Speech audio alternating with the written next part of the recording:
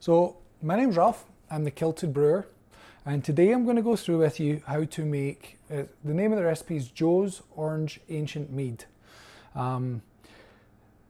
If you are a brewer, you're going to see a lot of techniques that are used here, and it's going to seem very backwards. If you've never brewed before, this is the perfect way to start, but I'm going to tell you, do not copy these methods in any other recipe that you use. There's a lot of stuff that we do here that's simply to make it as easy as possible, but if you do it when you're trying to make any other type of wine, or you're trying to do a legitimate homebrew, you're going to mess stuff up.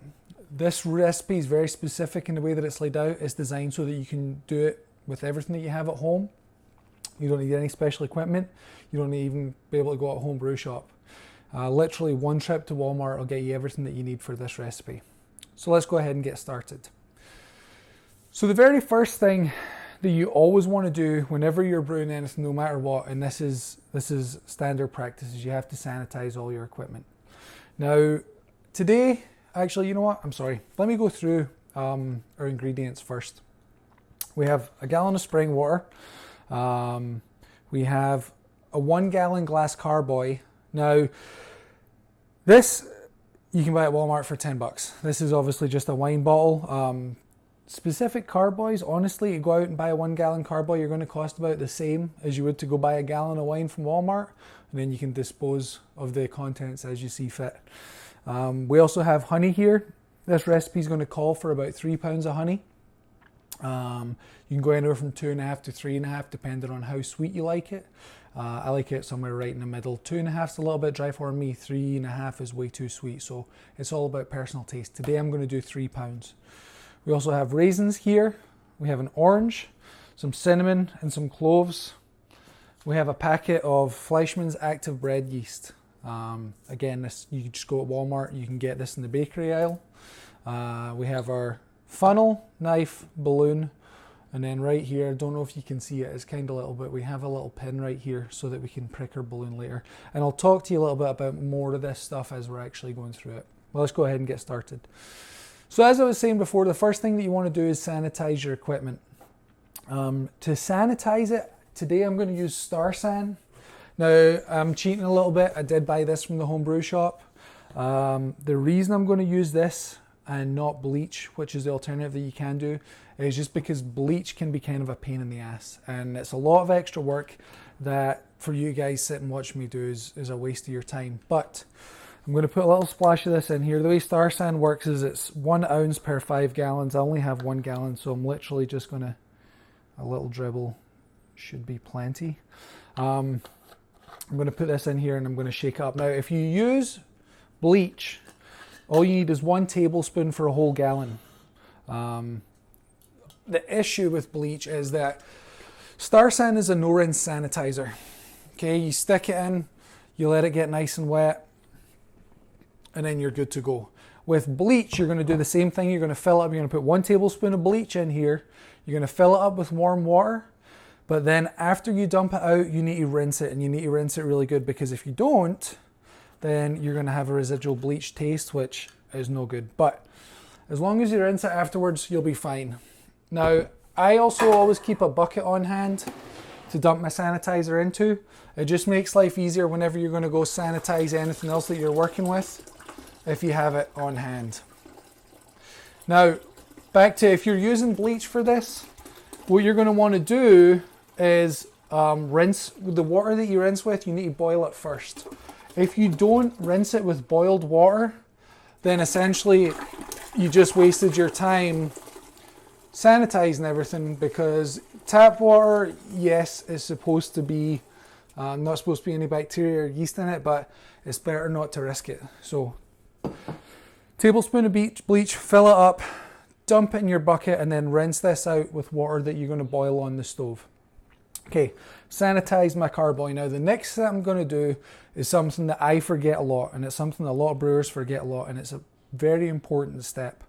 The next step is that you want to sanitize the surface that you're actually going to be working on, because you're going to be putting stuff down on here. There's no use taking it, washing it out in your sanitizer, and then setting it back on an unsanitized worktop. So you can do the same with bleach. as I'm going to do with the star san right now, you're just going to want to get yourself a clean rag or a clean sponge. This is a sponge that I just opened up this morning. Dip it in your sanitizer. And then just give everything a nice wipe down. Make sure that it's nice and clean. And I was going to skip this step. I was going to do this before I started the video. I cleaned all my surfaces obviously, but the reason I wanted to do it is because it's very important to remember this step. If you don't remember this step, like a lot of people do, then obviously you risk infection. Now the problem, so let me go over that real quick with you. If you don't sanitize, what can end up happening is you can get wild bacteria and yeast growing in your, it's called must. Before it starts to ferment, it's called must. Any liquid that's full of sugar is the perfect place for bacteria and wild yeast to grow.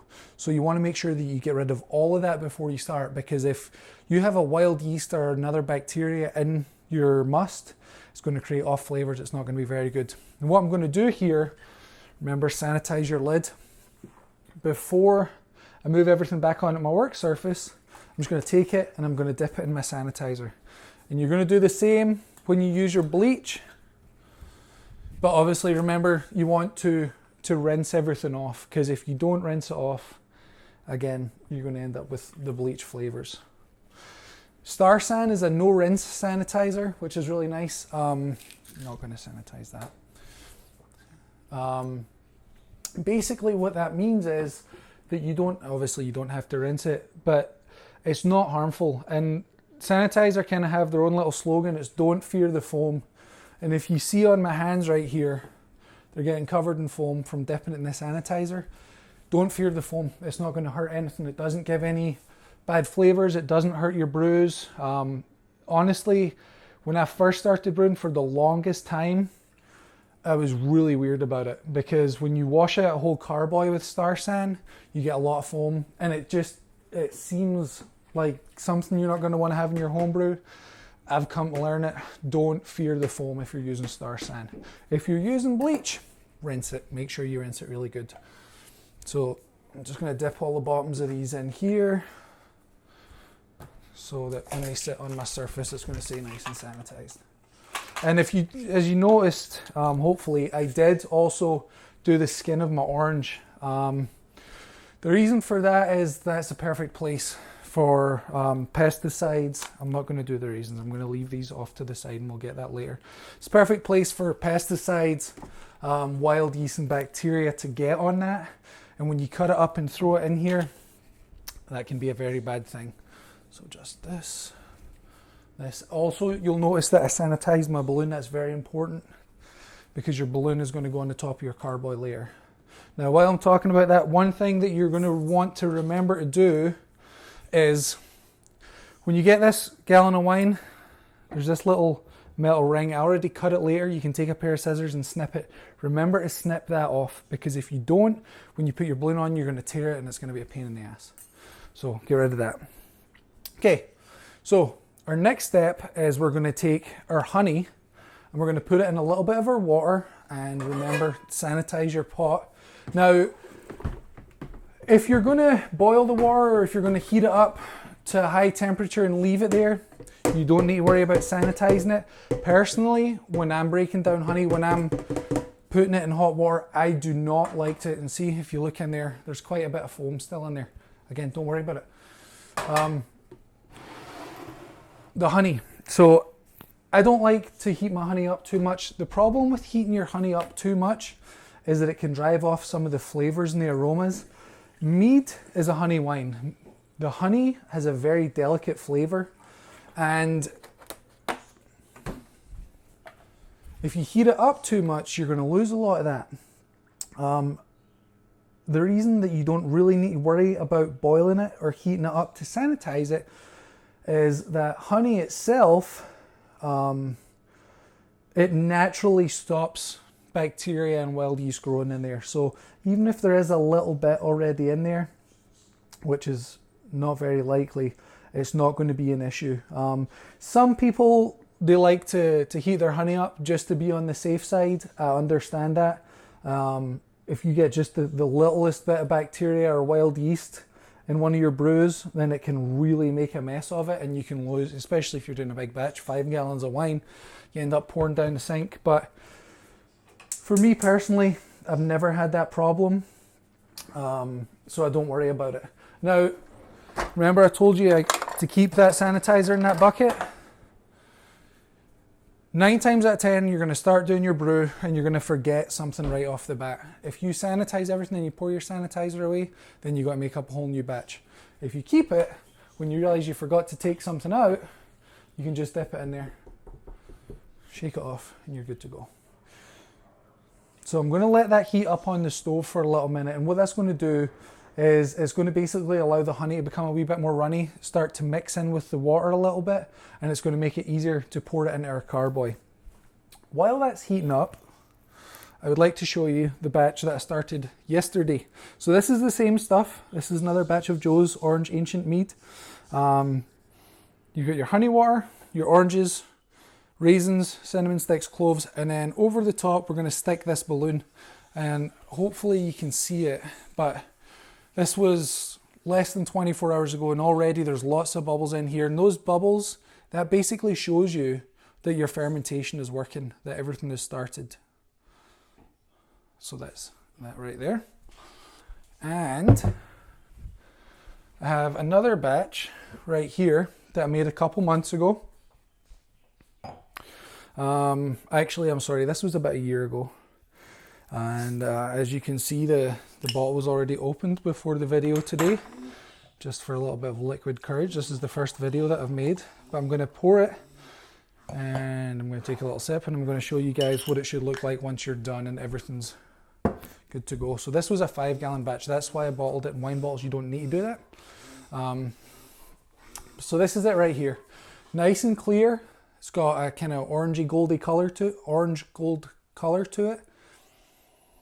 Smells, you can really smell the oranges and the spices in there, the cinnamon and cloves. It's a really, really nice smell. And a nice orangey taste, nice spice to that one as well. Really, really like the spices in this.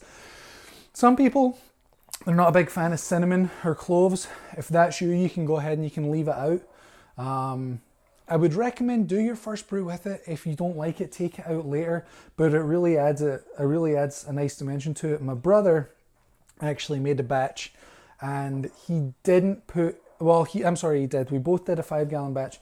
He put much less spices in his. I put 1 cinnamon stick per gallon of water, and so that was 5 cinnamon sticks. He only used 2, and I used 7 cloves. He doesn't like cloves. He only used 2 of those as well. And yeah, it was good, but even him, he doesn't like spices particularly much, and he much preferred mine over the one that he made. So make it the first time, stick the spices in there. If you don't like it, you can make it again without them, but I definitely feel like it's the way to go. So let me finish this.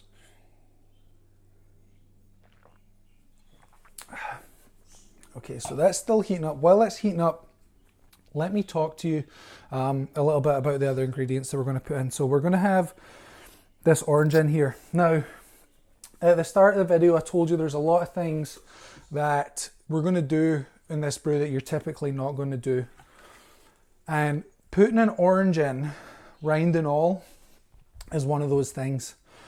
The reason for it is that the rind, or the skin, is where all the pithiness comes from, and typically you don't want that. It can add quite a harsh flavor, but the way that this recipe is written up, it's not an issue. I don't know why. It might be something to do with the bread yeast, or honestly I'm really not sure, but with this you want to leave the skins on. Personally, I've never tried it with the skins off, but I have read lots of reviews. This is a very popular recipe, and a lot of people say that if you take the skins off, you lose a little bit of the dimensions of the flavor for this one. So that's something that, again, if you in the future, if you're ever going to do a brew a little bit more kind of legit with proper brewer's yeast and stuff, then you might want to take the skin off your orange, but for this one you can leave it on. These pieces you're going to want to cut kind of thin. It can be a pain in the ass to stick them in the top of this carboy, so just cut them nice and thin. There we go. Okay. So the yeast that we're going to use, this is not brewer's yeast. This is just regular bread yeast. When you go to the store, make sure that you pick up the active dry. Now I'm stirring this and I can feel that it's not nearly as thick, so it's ready to be poured into the carboy. When you go to the store and you pick up your yeast, make sure that you do not get the one with rapid rise in it. I'm not sure exactly what's in there that's different, but what's going to happen when you start your fermentation is that it's going to take off a lot faster, and that might sound like a good thing. It's not. If your fermentation goes too fast, you can get something called fusel alcohols. And fusel alcohols are basically, let me get this pouring real quick, focus on what I'm doing. Fusel alcohols are created when your fermentation goes too fast, and it gives it, if you ever drank Everclear, kind of gives it that flavor. It gives it a really alcohol-y, it's called hot, is what it's called. And when you're brewing a hot flavor, it just tastes like alcohol. I'm going to put a little bit of this water in here too, so that I can, wait a minute, I'm going to move over to the sink to do this so I don't make a mess. But it gives it a hot flavor, so you want to make sure you just get the regular active dry yeast. Okay, put that in there so I can give it a wee shake. And then we'll pour the rest of this honey in. That's going to take a minute. Once you get to the bottom of the pot, it's still going to be quite thick, so it's going to take a little minute to run through. So, sorry, the yeast. Active dry yeast, it'll go too fast, so rapid rise yeast will go too fast, so just make sure that you get the Fleischmanns active dry. I think there's another Red Star one maybe. I haven't really used that. I've always used the Fleischmanns active dry. I've had good luck with it, so that is what I will continue to use. I'm just getting the last of this honey out of here. Honey can also make a big difference. Now, if you're going to go on and you're going to make, better meads, and this is very basic. It's a very, very drinkable, very good, actually a lot better than a lot of the meads that you're going to make with the specific brewer's yeast and stuff. But honey is a big thing when you're making your mead. This one, I just use the regular supermarket honey that you can get, just to show you that it can be done, and it's a really nice flavor. But as with anything that you make, the better the quality of ingredients that you use, the better it's going to taste. So if you can get yourself, for this recipe, some orange blossom honey is really, really good in this. It gives you some more orange flavors, and you can just experiment. A lot of people like to use in their meads elderflower honey, which is, again, it's a completely different flavor profile that you get from the honey, but it's really good, so you can kind of play with it and experiment. Again, today we're just using the basic supermarket stuff because I want to show you how easy this is to do, and you can do it with just stuff by a quick pop down to the store. So we're going to fill this up with water now.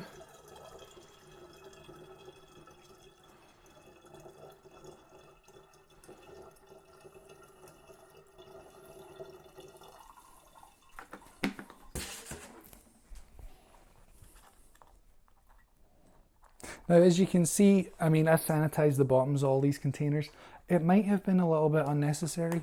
The bottoms aren't really touching anything, but I just don't want to worry that I'm going to put my stuff down somewhere that something else was sitting and transfer bacteria and yeast. It's better when you're dealing with that stuff to be more cautious than you need to than not be cautious enough and then end up ruining a whole batch. Okay, I'm going to go ahead and I'm going to stick my oranges in so we make sure that we don't run out of space.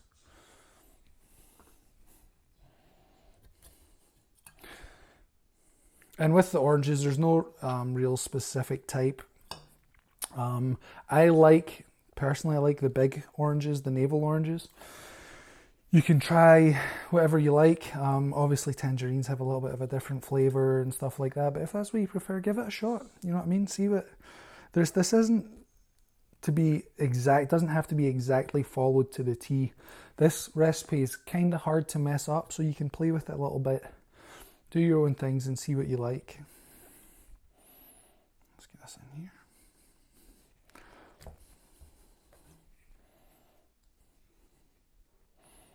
And then, so the spices that we're going to stick in here, I have, let me move this water out of the way so you can see.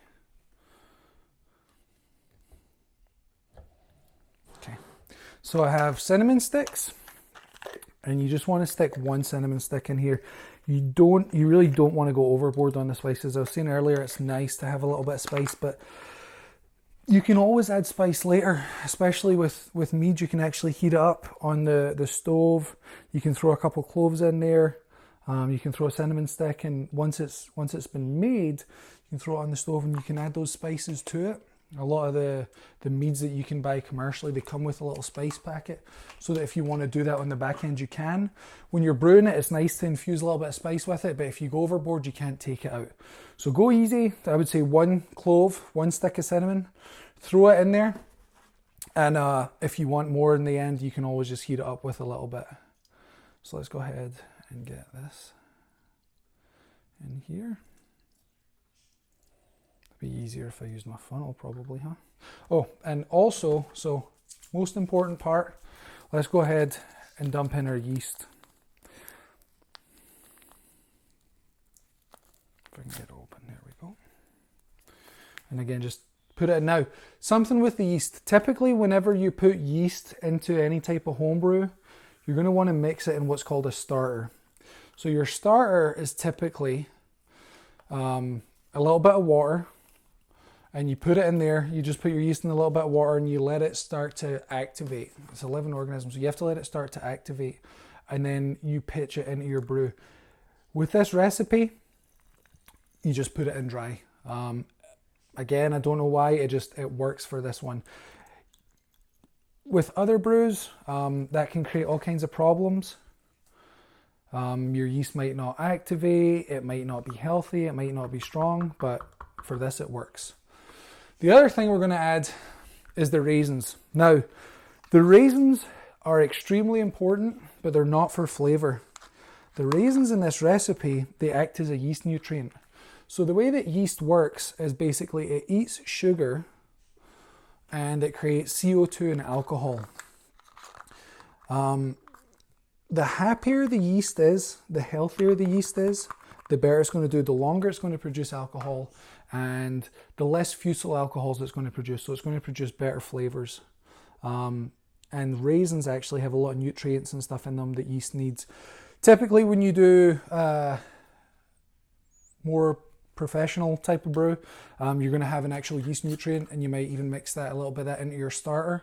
With this, raisins are just fine. Now, if you notice, I've left quite a little bit of headspace right here. You need that headspace. This batch that I have going right here, actually you can see I left a little bit more headspace in it, and this still bubbled over this morning. I had to replace the balloon on this batch this morning, so I'm going to mix this up, but then I'm actually going to dump a little bit out, because what happens is when it starts to bubble up, give this a good mix, when it starts to bubble up, it can bubble over the top and it can make quite a mess. Now this is another very important step. Don't throw away your lid. This is going to come in very handy. I threw away the lid for that one yesterday when I was making it. It was a pain in the ass to shake it. But shaking this and getting it all mixed is important, not to get the flavors mixed, but it's called you're aerating it. So something else, I'm going to pour a little bit of this out. I'll be right back. There we go. That's a little bit better.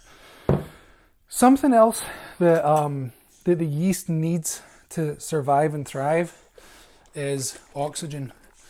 Now, you want to get as much oxygen in this at the start as you possibly can. So you really want to shake and shake and shake and shake and shake it. That being said, this is the only time that you want to add any additional oxygen to your brew. The problem is, so the yeast uses it, right? They're going to use it to grow. Once the yeast start to die, if you get oxygen in here, you're going to oxygenate your mead. And if you've ever had a bottle of wine that you've left sitting out open overnight or left open for a couple days and you've tasted it, it tastes like vinegar, tastes like crap, that's because it got oxygenated. So you want to add as much oxygen as you can right now, and after that, no more. Okay, so this is it. This is basically everything mixed. We have the honey, we have the raisins, we have the fruit, and we have the spices in here. The next thing that we're going to do, let me just check my list, make sure that I'm not missing everything. Add all ingredients, shake the hell out of it. Okay, we're going to add our airlock. Now, today I'm going to use a balloon. This is going to sit for 2 months after we do this. I would not recommend leaving a balloon on here for 2 months. The balloon is basically, right now, if you look at this one, let me bring this over so you can see it, and I'll set it down here because I've already put everything in. The balloon fills up with the CO2 as it escapes, and it stops anything from any other organisms, any other yeast, any other bacteria from there getting back into your brew, which is good. But, like I just told you, you don't want to get it oxygenated. And after this starts to die down, this balloon's going to deflate. Now, hopefully, the holes in it are small enough that no air is going to get back in, and that the CO2 in here is going to create a barrier and stop the oxygen from getting down to your mead. Hopefully. That's not a guarantee. So what I would recommend is start off with the balloon, go on Amazon and order yourself a stopper for this 1 gallon jug, and order yourself an airlock. You can get a stopper and an airlock, you can stick it in here, you can have this going for a couple of weeks on a balloon, no problem. An airlock and a stopper is going to cost you a couple bucks max, but what it's going to mean is that you're not going to risk oxygenating your mead, which you'll ruin the whole batch if that happens. So start it with a balloon, no bother, but I would definitely recommend getting yourself a proper airlock. So just take the balloon, slide it over there, and then if you look here, I have a rubber band that I stole off of a bunch of asparagus that we had in the fridge. And you just take that, and this isn't really necessary. I like to do it just as an added kind of added layer of protection. And the reason that I want to do that is that I don't want this balloon to fly off, because if it flies off, obviously you risk an infection. This is a pain in the ass to do this. But it can, and it has happened to me before, if the balloon's not on there tight enough. Let me fix this. If the balloon is not on there tight enough, then it can come off. So yeah, it takes 2 seconds to stick an extra rubber band on there, and you're just giving yourself an extra added layer of protection. Oh, for fuck's sakes. Normally takes 2 seconds.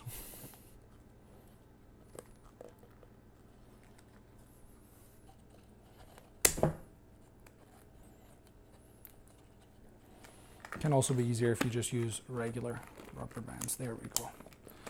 Okay, so that'll stay on there and that'll hold it. Last thing you need to do, take yourself a little pin. I just have a little push pin right here. Again, make sure you sanitize it. Make sure sanitize. Something like this, as little as this, can literally be the difference between a great batch and one that goes to crap. So you're just going to take it and you're going to stick it through the balloon. I usually do it. This one, I did 4 times. It's not staying as full as I would like it to, so just take it, and I'm going to stick it all the way through 3 times on this one. So just let it pierce through both layers 3 times, 6 holes. And there you go. You have yourself a nice sophisticated airlock. Okay, so after that's done, you're going to take it and you're going to let it sit in the fridge, or not in the fridge, sorry. You're going to want to stick it in the back of the cupboard, and you want to let it sit for about 2 months, okay? You want to stick it in the back of a cupboard because yeast don't like light. You want your yeast, again, be healthy as possible so that they can turn as much of the sugar and alcohol and produce the best flavors. So put it somewhere dark and leave it alone. Don't mess with it. Don't touch it. don't pick it up and shake it unnecessarily. What's going to happen is this yeast is used up. So what the yeast is going to do, it's going to create a bunch of alcohol in here, but that alcohol is going to kill the yeast, and then the yeast's all going to drop out. If you pick it up and you start messing with it, it's going to get really cloudy, and that's one of the worst things about the baker's yeast, is it's much finer than brewer's yeast, so it doesn't clump together as well. And if you get it stirred up, you're going to have a bunch floating around in there, and you're going to have to wait a long time before you can drink it again. So put it down, leave it in the cupboard, and leave it alone. In about 2 months' time, I'm going to take these back out, and I'm going to siphon them off, and I'm going to put them in beer bottles. If you want to follow me, you can follow me on Twitter at kilted_brewer. You can look me up on YouTube or on Periscope through my Twitter handle. And subscribe to my channels, follow me, and then in 2 months, when these get done fermenting and done brewing, we'll move them over to beer bottles and we can taste them and see what you think. If you guys have any questions, if you have any problems with your brew, don't hesitate to message me. I like to be approachable. If you're not sure about doing something, or if you can exchange something out, shoot me a message. Or if maybe one thing I forgot to mention with your yeast, buy fresh yeast. If you throw old yeast in there, you can have problems with your fermentation not starting. That's a very common problem. People, they'll grab yeast out of the cupboard that's been in there for 3-4 years, toss it in there. They don't have any activity, and then they wonder what's wrong. So that's a big problem. So use fresh yeast. But you have any other issues, shoot me a message and I'll do whatever I can to help you out.